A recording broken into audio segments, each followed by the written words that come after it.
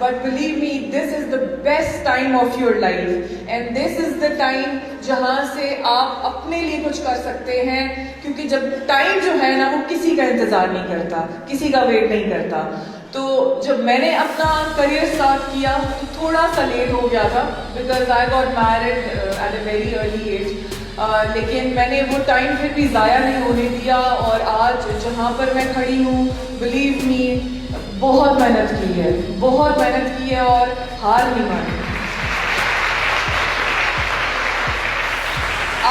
हम कुछ बच्चों को देखते हैं, कुछ क्लास फेलोज होते हैं, आप लोगों के भी होंगे, they are like literally blessed. तो मेरी भी क्लास में कुछ एक दो ऐसे थे लड़का लड़की, तो मैं थोड़ी इंटेलिजेंट थी, लेकिन पढ़ती रटे शटे भी हम लोग लगाते थे, लेकिन हम कहते थे यार ये इनको कैसे मतलब आता है सारा कुछ, मतलब हर